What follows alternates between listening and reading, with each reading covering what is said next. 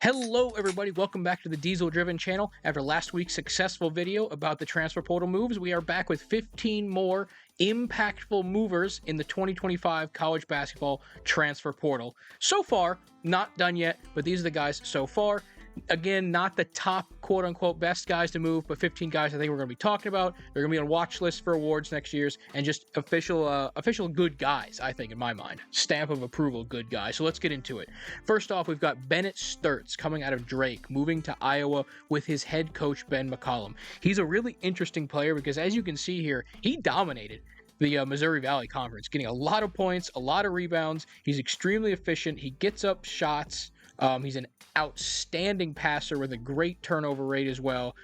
He is the engine that drives their offense. It's a little bit of a unique offense. It's very slow and methodical. They only run 7 guys because they move it over the court so slowly, and he's really the way it works. He moves it all over the court, pass, pass, pass. He doesn't always get the assist. He gets hockey assists, shoot it when he needs to. He is an outstanding player. He played almost every minute of every game next year, and he is going to be really important for Iowa when they move forward, because if he succeeds, I think Iowa's going to succeed. But if he has a little trouble with the jump up to the Big Ten, I think they're going to struggle as well. But he is really good, as you can see by these stats, and I think he's going to be a good player next year and an early Big Ten Player of the Year watch list.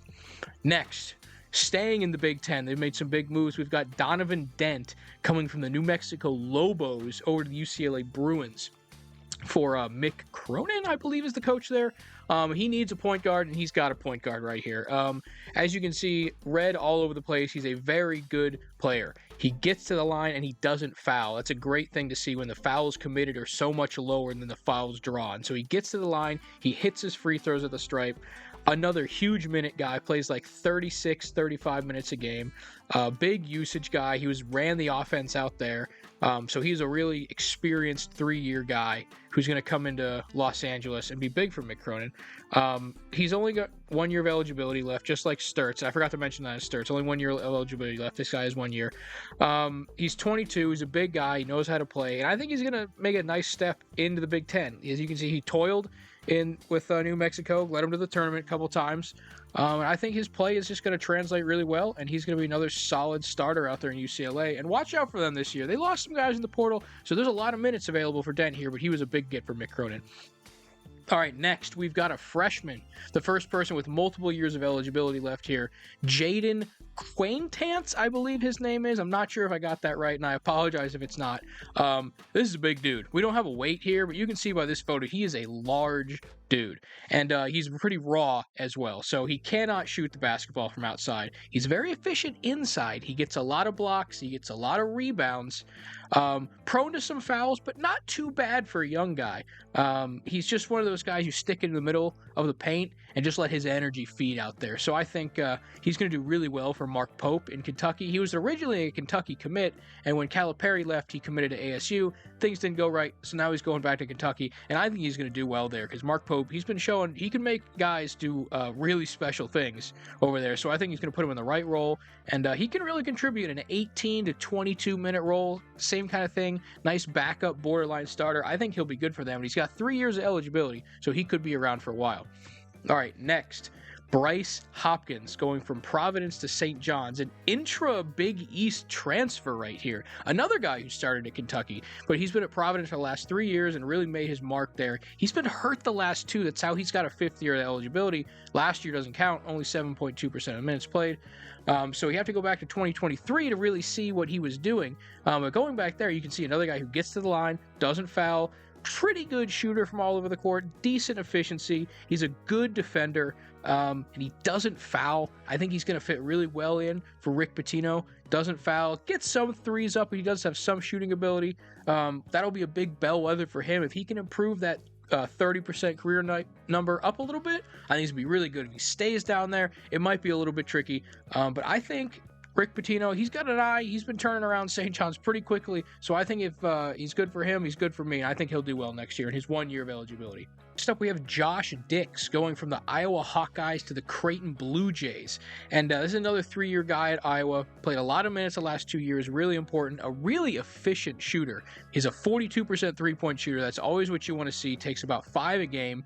He gets to the mid-range. He can create his own shot as well. He's a really good offensive player. doesn't turn the ball over, doesn't foul. He's a perfect Creighton guy, honestly. They play a similar weird style where they do not foul. They don't get to the stripe themselves, and they don't foul. So Josh Dix is going to fit right in there. He doesn't turn the ball over. He gets some assists, and I think he's just going to fit right in and play really well for Creighton. And another thing, his teammate from Iowa, Owen Freeman, also transferring to the Creighton Blue Jays. Another really special offensive player inside especially. He is really good with a foot in the paint. Good rebounder as well. Both of these guys struggle on defense a little bit, so we'll see if their defense can hold up. But I think Creighton's going to be putting some points up next year, especially led by Josh Dix. I see him doing well out there in, I don't know where Creighton is. I'm sorry.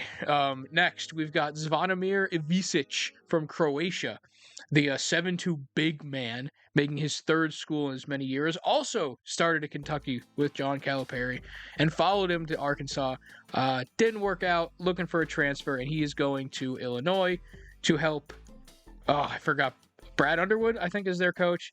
They lost a lot of guys in the transfer portal, so there's going to be minutes there. He's a three-point shooter at a big man, 38% on almost 4 a game, which is really nice. In the Big Ten, you see a lot of pick-and-pop big guys there, so I think he'll fit right in. Gets a lot of boards, gets some blocks, turns the ball over like crazy, though, so he's really got to watch that. Doesn't get to the stripe really at all and fouls a little bit, and doesn't really play too many minutes. So he's got a little bit of a ceiling in there. However, there is an interesting thing here. He's twin brother of the same size. Tomislav Ivisic already plays for Illinois. So they've got the Twin Towers in there, literally. The 7'2" Croatians down low. They're both very skilled passers and shooters. I could see a situation where one of them is always on the court. They play a 20-minute game rotation. And I think if that's the case, I mean, they're big and they're good defenders down low. They can cover for each other on foul trouble.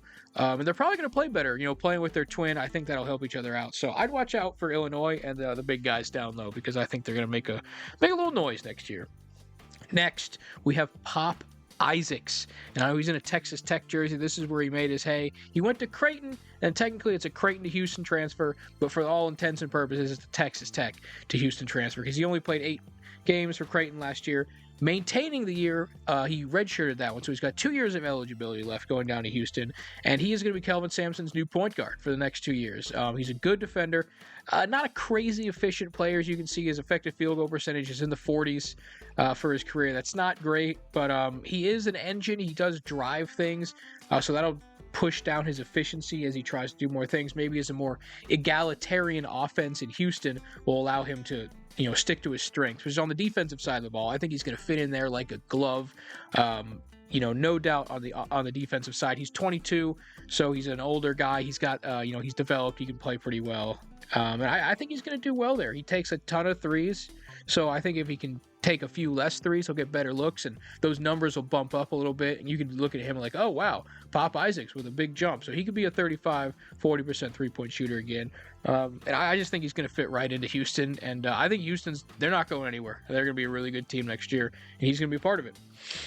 Next, a little bit of an interesting player, and one of my favorites, Elliot Cadeau, going from North Carolina to Michigan. Dusty May in Michigan continuing to make a he's making a mockery of the portal in there. He's just stunting on people. He's doing outstanding work.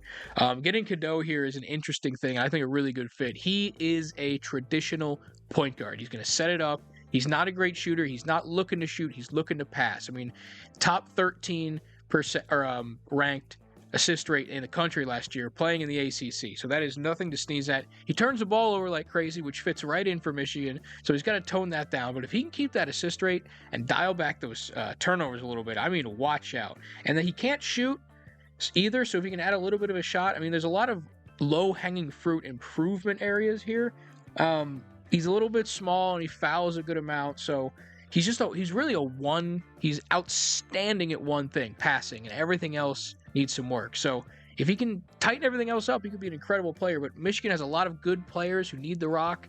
And I think if he just walks in there, he could be like an 8 assist a night guy pretty easily and challenge Braden Smith for the best point guard in the Big Ten. But that's high aspirations, but I think he could do it. Next, we have Tre White going from Illinois to Kansas. But more importantly, he's the first of our 4-4-4 players. He will have 4 years with 4 different schools, going USC, Louisville, Illinois, and now the Kansas Jayhawks. So obviously he's a bounce around guy. So some guys might like that, some guys might not. I don't know. I know there was a little bit of a problem. He got benched in Illinois, and he only started playing again. He's had so many injuries, and I know Brad Underwood was a little. He might have been, asked to look around. Is all I'm saying. But you can see here, he's a pretty good player. He's efficient. He can shoot a little bit inside and outside. Gets to the stripe a little bit. Rebounds. Does not pass the ball at all. And turns it over a little bit. But he's just one of those guys you can plug in there. And you don't usually see this from Bill Self in Kansas, but they didn't have a great year. They had some guys go out the door. They kind of need Tre White to be, a contributor this year. I'm not sure what the price is on any of these guys, but an experienced guy like this needed a change of scenery. Maybe he'll do well, but maybe not. And that kind of could be kind of a bellwether, like I said, for Kansas. So we'll see. Now, Robert O. Wright. This one, he has been in the news a little bit because this is a bit of a high-profile transfer, and this is a goofy photo I found of him. But he got paid right here, P-A-I-D, paid to go to BYU. The reported number is $3.5 million. And if you look at these stats, he is a good young player. I love to see freshmen that are engines of teams that, if that's a good sign, that if you can really push an offense and run it by yourself as a freshman, that really bodes well for guys that can really be something special later on. And he did that. Shaky efficiency, but you'll see that from an 18-year-old. Great assist rate and a decent turnover percentage as well. Got to the stripe a little bit, hit him. Like I said, not a super efficient player, but this is someone you can see with gobs of potential. He could be, if he continues to improve, rebounding and turnover and shooting a little bit, he could be all Big 12 pretty easily.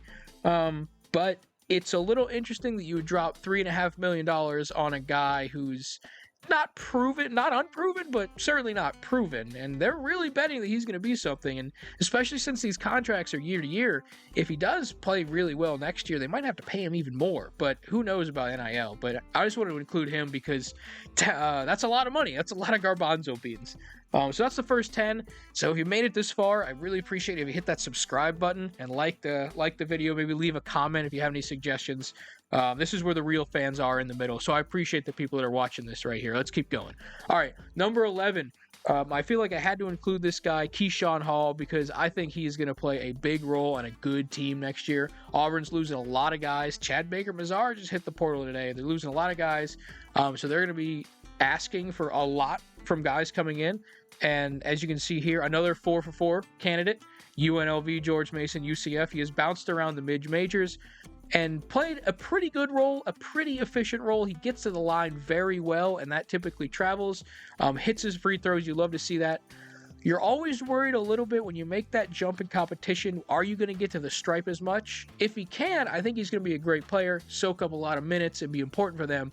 If that free throw or that foul draw rate, really slips a little bit, he might struggle to really contribute. But I think he's going to be well. He's good size. He's at 6'7". He's 23. I think this is a Bruce Pearl kind of player. He's a little bit small for his style of play as well as a power forward at 6'7". He might have to shift down to the 3 a little bit, so we'll see. But I just think this is a guy, I use this word a lot, but bellwether.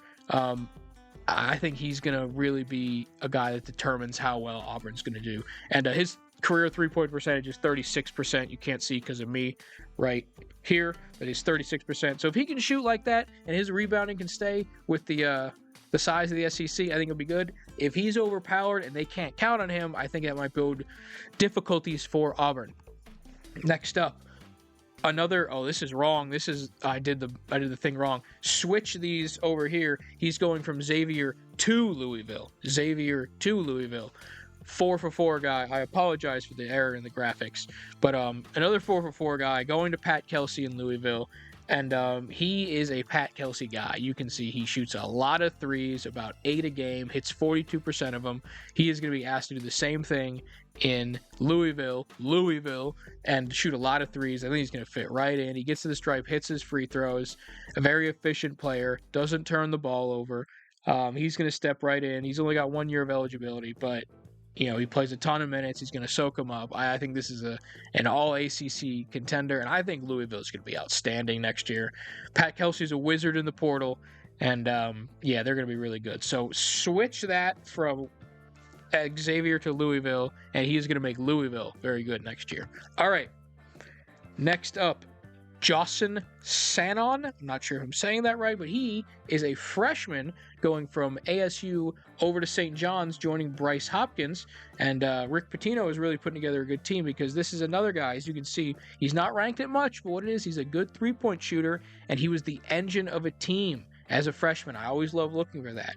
So guys that are young and can come in and really make their mark as a young kid bodes well as a sophomore or junior. They can really do something.